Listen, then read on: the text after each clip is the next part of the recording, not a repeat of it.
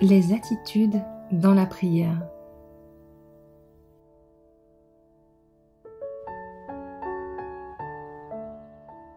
J'ai reçu des lettres m'interrogeant sur l'attitude appropriée à adopter par une personne qui offre une prière au souverain de l'univers.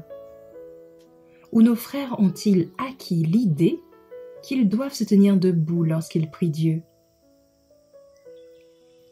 Un homme qui a été éduqué pendant environ 5 ans à Battle Creek a été invité à diriger la prière avant que Sir White ne s'adresse au peuple. Mais comme je le voyais se tenir droit sur ses pieds alors que ses lèvres étaient sur le point de s'ouvrir pour prier Dieu, mon âme fut remuée en moi pour lui adresser une réprimande ouverte. L'appelant par son nom, j'ai dit « Mets-toi à genoux ». C'est la bonne position, toujours. Se prosterner devant Dieu lorsque l'on le prie est l'attitude à adopter. Cet acte de culte était exigé des 3 captifs hébreux à Babylone. Mais un tel acte était un hommage à rendre à Dieu seul, le souverain du monde, le maître de l'univers.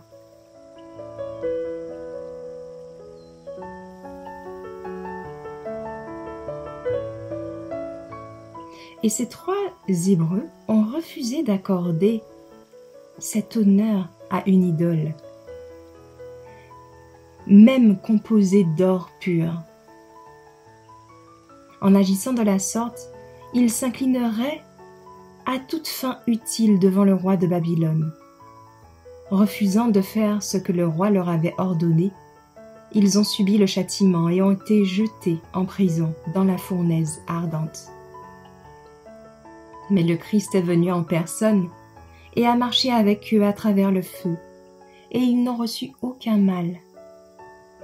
Dans le culte public comme dans le culte privé, il est de notre devoir de nous agenouiller devant Dieu lorsque nous lui adressons nos requêtes. Cet acte montre notre dépendance à l'égard de Dieu. Où le frère H a-t-il fait ses études? À Battle Creek? Est-il possible qu'avec toute la lumière que Dieu a donnée à son peuple sur le point de la révérence, les ministres, les directeurs, les enseignants de nos écoles, par le précepte et l'exemple, enseignent aux jeunes hommes à se tenir droit dans la dévotion comme le faisaient les pharisiens? Devons-nous considérer cela comme une preuve de leur suffisance et de leur importance? Ces traits doivent-ils devenir visibles? Nous espérons que nos frères ne manifesteront pas moins de révérence et de crainte en s'approchant du seul vrai Dieu, vrai et vivant. Que les païens n'en manifestent pour leurs idoles, ou ces gens seront nos juges au jour de la décision finale. Je m'adresse à tous ceux qui occupent la place d'enseignants dans nos écoles. Hommes et femmes, ne déshonorez pas Dieu par votre irrévérence et votre pompe. Ne vous levez pas dans votre pharisaïsme pour offrir vos prières à Dieu. Méfiez-vous de votre propre force. Ne vous y fiez même pas, mais agenouillez-vous souvent devant Dieu et adorez-le. Et lorsque vous vous réunissez pour adorer Dieu, assurez-vous de fléchir les genoux devant lui. Que cet acte témoigne que l'âme, le corps et l'esprit tout entier sont soumis à l'esprit de vérité, qui a cherché de près, dans la parole, des exemples et des directives à cet égard. À qui pouvons-nous faire confiance comme enseignants dans nos écoles en Amérique et dans les pays étrangers?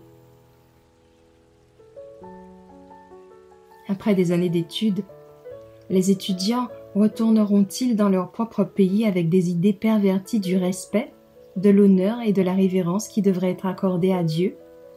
Et ne se sentiront-ils pas obligés d'honorer les hommes aux cheveux gris, les hommes d'expérience, les serviteurs choisis de Dieu, qui ont été liés à l'œuvre de Dieu pendant presque toutes les années de leur vie? Je conseille à tous ceux qui fréquentent les écoles en Amérique ou en tout autre lieu de ne pas attraper l'esprit d'irrévérence. Soyez sûrs de comprendre par vous-même le genre d'éducation dont vous avez besoin. d'être sûr de ne pas vous tromper, afin de ne pas éduquer les autres à obtenir une forme de caractère qui résistera à l'épreuve, qui sera bientôt imposée à tous ceux qui vivent sur la terre. Fréquentez les chrétiens les plus saints. Ne choisissez pas les instructeurs ou les élèves prétentieux, mais ceux qui font preuve de la piété la plus profonde, ceux qui sont les plus saints, qui ont un esprit d'intelligence dans les choses de Dieu. Nous vivons une époque périlleuse. Les adventistes du 7e jour font profession d'être le peuple de Dieu qui respecte les commandements, mais ils perdent leur esprit de dévotion. Cet esprit de révérence envers Dieu enseigne aux hommes comment s'approcher de leur Créateur avec sacralité, crainte, par la foi, non pas en eux-mêmes, mais en un médiateur. C'est ainsi que l'homme est tenu en échec, quelles que soient les circonstances dans lesquelles il se trouve. L'homme doit venir à genoux, comme un sujet de grâce, un suppliant au pied de la miséricorde. Et tandis qu'il reçoit chaque jour la miséricorde de la main de Dieu, il doit toujours nourrir sa gratitude dans son cœur et l'exprimer par des paroles de remerciement et de louange pour ses faveurs imméritées. Les anges ont gardé son chemin tout au long de sa vie et ils l'ont protégé. Il n'a pas vu beaucoup des pièges dont il a été délivré. Et pour cette garde et cette surveillance par des yeux qui ne sommeillent jamais et ne dorment jamais, il doit reconnaître dans chaque pièce le service de Dieu pour lui.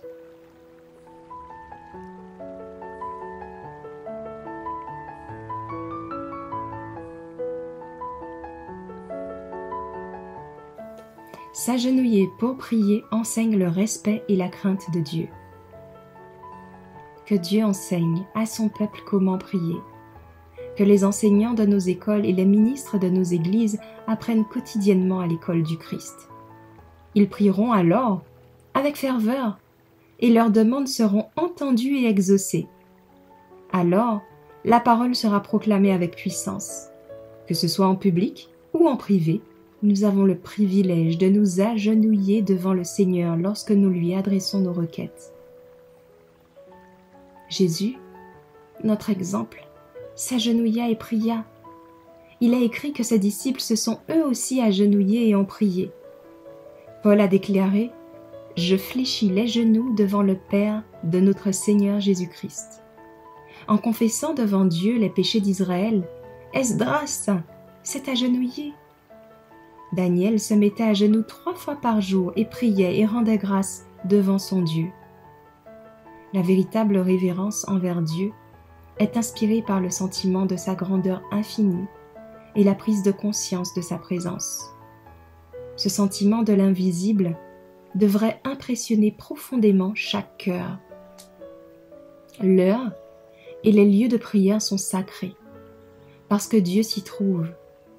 Et si la révérence se manifeste dans l'attitude et le comportement, le sentiment qui l'inspire s'approfondit. Saint et révérencieux est son nom, déclare le psalmiste. Les anges, lorsqu'ils prononcent ce nom, voilent leur visage. Avec quel respect, donc, nous, qui sommes déchus et pécheurs, devrions-nous le porter sur nos lèvres? Il serait bon que les jeunes et les moins jeunes réfléchissent à ces paroles de l'Écriture qui montrent comment il faut considérer le lieu marqué par la présence spéciale de Dieu. Enlève tes chaussures de tes pieds, ordonna-t-il à Moïse devant le buisson ardent, car le lieu où tu te tiens est une terre sainte. Jacob, après avoir eu la vision des anges, s'est exclamé « Le Seigneur est dans ce lieu, et je ne le savais pas. » Ce n'est pas autre chose que la maison de Dieu, et c'est la porte du ciel. L'humilité de Salomon au moment où il a porté les fardeaux de l'État, lorsqu'il a reconnu devant Dieu « Je ne suis qu'un petit enfant ». Son amour marqué pour Dieu, sa profonde révérence à l'égard de l'Église, tous ces traits de caractère si dignes d'être imités, ont été révélés lors des services liés à l'achèvement du temple.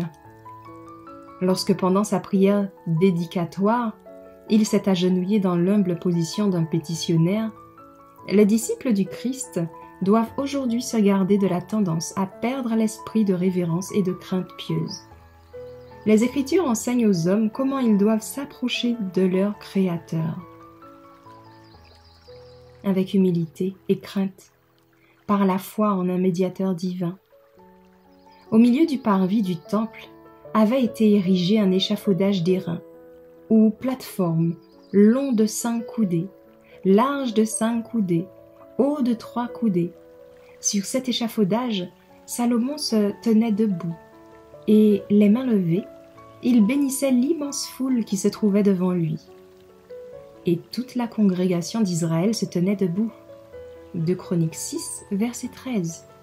« Béni soit le Seigneur Dieu d'Israël, s'exclama Salomon, qui a accompli par ses mains ce qu'il avait dit de sa bouche à mon père David en disant « J'ai choisi Jérusalem pour que mon nom puisse être là. » Salomon s'agenouilla alors sur l'estrade, et à l'oreille de tout le peuple, il prononça la prière dédicatoire. Levant ses mains vers le ciel, tandis que l'assemblée était inclinée, le visage tourné vers le sol, le roi supplia « Seigneur Dieu d'Israël, il n'y a pas de Dieu comme toi. Tu gardes l'alliance et tu fais miséricorde à tes serviteurs qui marchent devant toi de tout leur cœur. » Le roi Salomon se tenait sur un échafaudage d'airain devant l'autel et bénissait le peuple. Il s'agenouilla ensuite et, les mains levées vers le haut, adressa à Dieu une prière sincère et solennelle. Tandis que l'assemblée était inclinée, le visage tourné vers le sol, après que Salomon eut terminé sa prière, un feu miraculeux vint du ciel et consuma le sacrifice.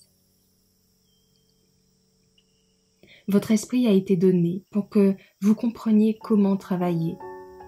Vos yeux ont été donnés pour que vous puissiez discerner les opportunités qui vous sont offertes par Dieu.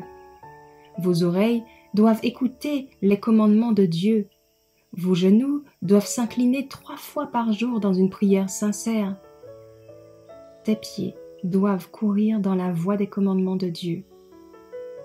Les ministres doivent s'incliner en prière avant de prêcher selon la lumière qui m'a été donnée. Il serait agréable à Dieu que les ministres s'inclinent dès qu'ils montent en chair et demandent solennellement l'aide de Dieu. Quelle impression cela ferait-il? Il y aurait de la solennité et de la crainte chez les gens. Leur ministre est en train de communier avec Dieu. Il s'engage envers Dieu avant d'oser se tenir devant le peuple. La solennité repose sur le peuple et les anges de Dieu sont amenés tout près. Les ministres doivent se tourner vers Dieu dès qu'ils entrent dans le bureau et dire ainsi à tous « Dieu est la source de ma force, Dieu est la source de ma force. » Lorsque le ministre entre, il doit avoir une attitude digne et solennelle.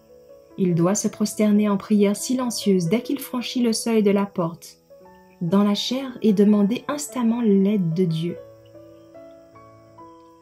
Quelle impression cela produirait! Il y aurait de la solennité, de la crainte. Tous les membres de l'assemblée qui craignent Dieu doivent aussi, la tête inclinée, s'unir à lui dans une prière silencieuse, afin que Dieu honore la réunion de sa présence et donne la force à sa vérité proclamée par les lèvres humaines. Lorsque la réunion est ouverte par la prière, tout genou doit fléchir en présence du Saint, et tout cœur doit s'élever vers Dieu dans une dévotion silencieuse. Les prières des adorateurs fidèles seront entendues, et le ministère de la parole sera efficace. L'attitude inerte des adorateurs dans la maison de Dieu est une grande raison pour laquelle le ministère n'est pas plus productif de bien. La mélodie du chant déversé par de nombreux chœurs dans une expression claire et distincte est l'un des instruments de Dieu dans l'œuvre du salut des âmes. Tout le service devrait être conduit avec solennité et crainte, comme en la présence visible du maître des assemblées. Il n'est pas toujours nécessaire de s'agenouiller pour prier. Nous ne pouvons pas toujours être à genoux pour prier, mais le chemin du propitiatoire est toujours ouvert. Alors que nous sommes engagés dans un travail actif, nous pouvons demander l'aide de Dieu. Et celui qui ne nous trompera pas nous promet, vous recevrez. Le chrétien peut trouver et trouvera le temps de prier. Daniel était un homme d'État, de lourdes responsabilités lui incombaient. Il a cherché Dieu et le Seigneur lui a donné le Saint-Esprit. Ainsi, aujourd'hui, les hommes peuvent recourir au lieu sacré du Très-Haut et ressentir l'assurance de sa promesse. Mon peuple habitera dans une demeure paisible, dans des demeures sûres, dans des lieux de repos tranquilles. Ésaïe 32, verset 18. Tous ceux qui le désirent vraiment peuvent trouver un lieu de communion avec Dieu, où aucune oreille ne peut entendre, si ce n'est celle qui est ouverte aux cris des personnes sans défense. En détresse dans le besoin, celle qui remarque même la chute du petit moineau, il dit « Vous avez plus de valeur que beaucoup de moineaux ». Matthieu 10, verset 31. La raison pour laquelle tant de gens sont livrés à eux-mêmes dans des lieux de tentation, c'est qu'ils ne mettent pas le Seigneur toujours devant eux. Quand nous permettons que notre communion avec Dieu soit rompue, notre défense nous est retirée. Tous vos bons desseins et vos bonnes intentions ne vous permettront pas de résister au mal. Vous devez être des hommes et des femmes de prière. Vos requêtes ne doivent pas être faibles, occasionnelles, ponctuelles, mais sérieuses, persévérantes, constantes. Il n'est pas toujours nécessaire de se mettre à genoux pour prier. Cultivez l'habitude de parler avec le Sauveur lorsque vous êtes seul, lorsque vous marchez, lorsque vous êtes occupé par votre travail quotidien. Que le cœur s'élève continuellement dans une demande silencieuse d'aide, de lumière, de force, de connaissance.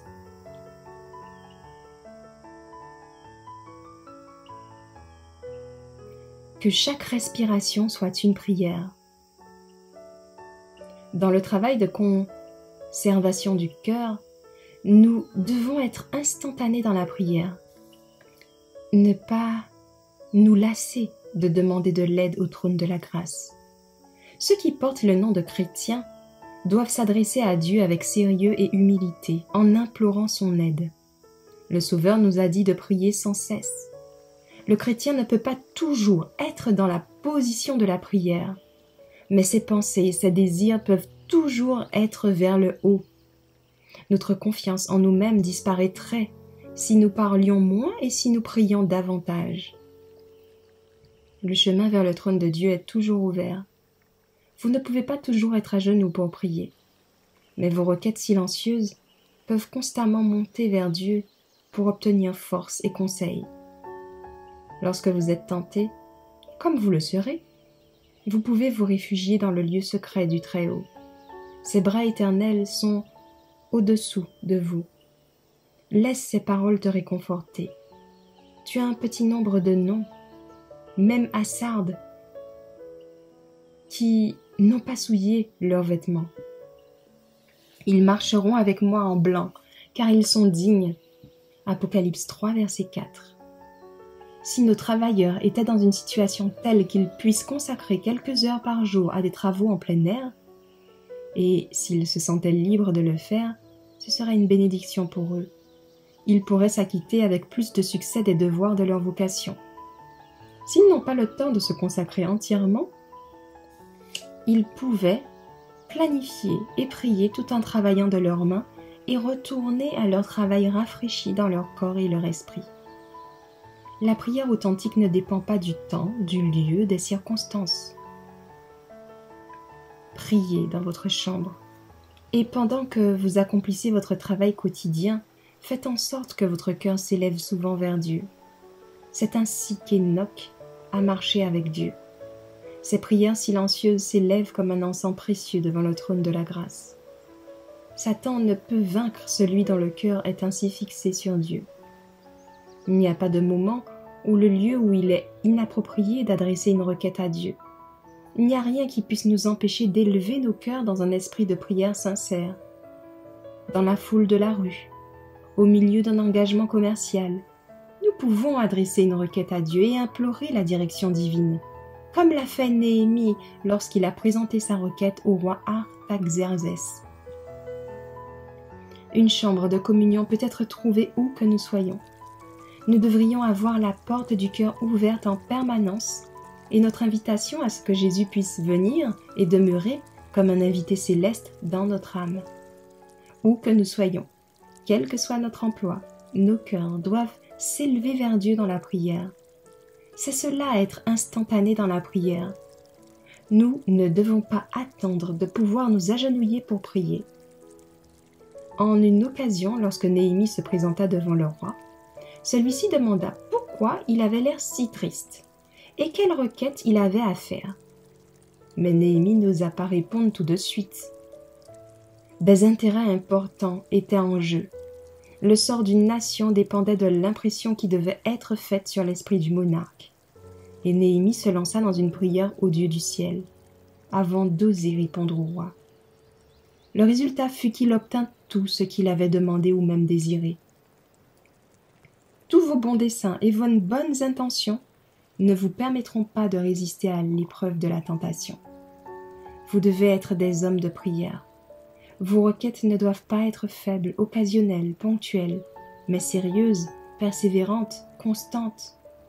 Il n'est pas nécessaire d'être seul ou d'être à genoux pour prier, mais au milieu de votre travail, que vos âmes soient souvent élevées vers Dieu, qu'elles s'accrochent à sa force.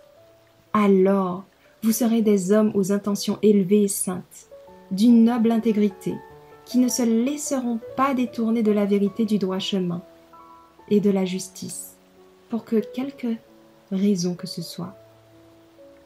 Nous devons prier constamment, avec un humble esprit, doux. Nous n'avons pas besoin d'attendre une occasion pour nous agenouiller devant Dieu. Nous pouvons prier et parler avec le Seigneur où que nous soyons.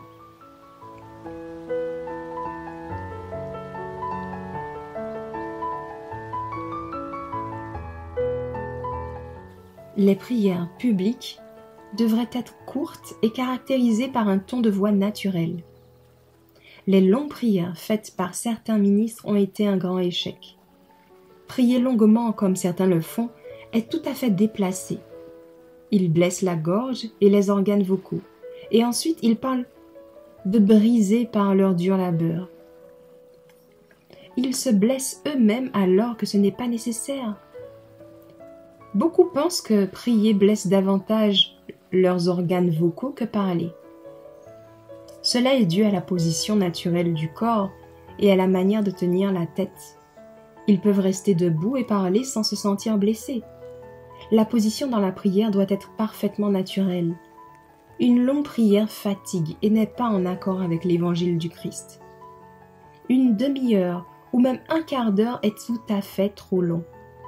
Quelques minutes suffisent pour présenter votre cas à Dieu et lui dire ce que vous voulez.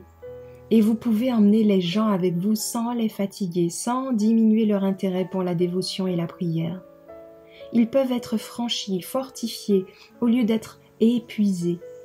Beaucoup ont commis l'erreur dans leur exercice religieux de prier et de prêcher longtemps sur une tonalité élevée, avec une voix forcée, dans un effort de ton peu naturel. Parlez clairement et distinctement. D'après votre propre examen, apprenez à vos enfants à prier d'une voix claire et distincte. Apprenez-leur à lever la tête de la chaise et à ne jamais couvrir leur visage avec leurs mains. Ainsi, ils pourront offrir leurs prières simples en répétant de concert le Notre Père. Disciplinez l'esprit pour qu'il soit attentif pendant la prière quotidienne. La prière est aussi essentielle à la croissance dans la grâce et même à la vie spirituelle, comme la nourriture temporelle au bien-être physique. Nous devrions nous accuser d'élever souvent les pensées vers Dieu dans la prière.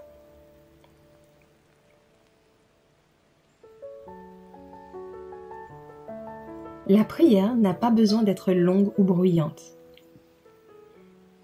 La prière n'est pas comprise comme elle le devrait. Nos prières n'ont pas pour but d'informer Dieu de quelque chose qu'il ne sait pas.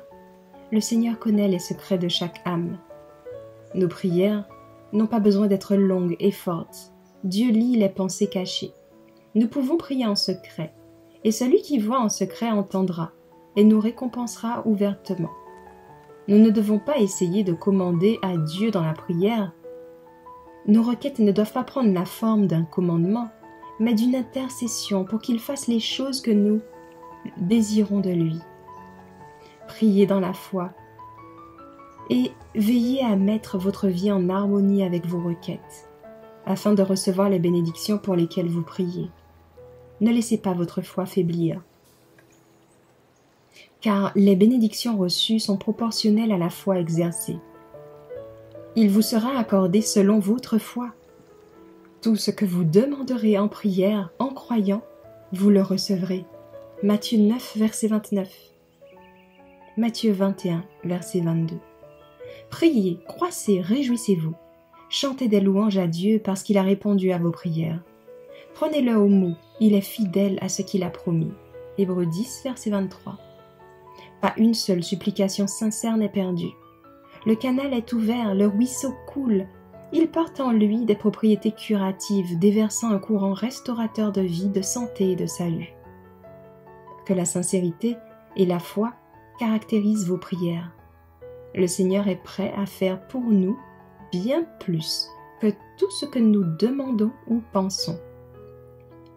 Éphésiens 3, verset 20. Parlez-en, priez-le. Ne parlez pas d'incrédulité. Nous ne pouvons pas nous permettre de laisser Satan voir qu'il a le pouvoir d'assombrir nos visages et d'attrister nos vies.